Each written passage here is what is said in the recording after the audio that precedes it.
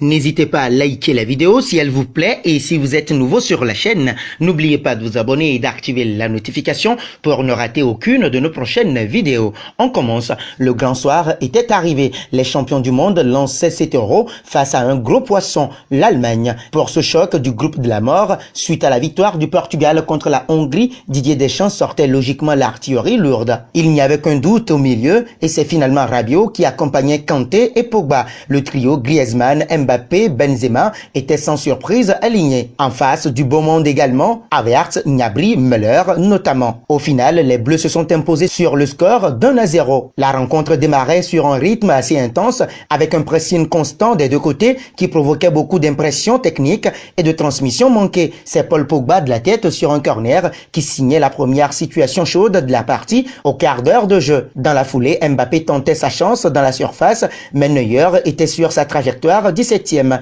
Il n'allait pas falloir attendre bien longtemps pour fêter l'ouverture du score tricolore, œuvre de Mats Hummels. Sur un centre en retrait de Lucas Hernandez, le malheureux défenseur allemand propulsait le ballon au fond des cages de Neuer en tentant de dégager 0-1 20e. L'Allemagne tentait de réagir via cette tête de Thomas Müller, 22e par exemple, mais les Bleus étaient plutôt sereins et bien dans la rencontre. Même si sur leurs quelques offensives, les Germaniques restaient dangereux, à l'image de cette frappe dévissée d'Ilkay Gundogan, pourtant bien positionné dans la surface 39e. À la pause, on pouvait dire que les Bleus méritaient leur avantage d'un but. Au retour des vestiaires, le rythme était rapidement endiablé avec un poteau de Rabiot 52e, puis une tentative de Gnabry qui frôlait la barre de Lloris 54e. Des débats déséquilibrés, même si peu à peu, la Mannschaft commençait dangereusement à prendre le dessus dans le jeu. Kylian Mbappé pensait faire le break sur cette belle inspiration, mais il était finalement hors jeu 66e. Le chrono défilait et la France, portée par sa charnière solide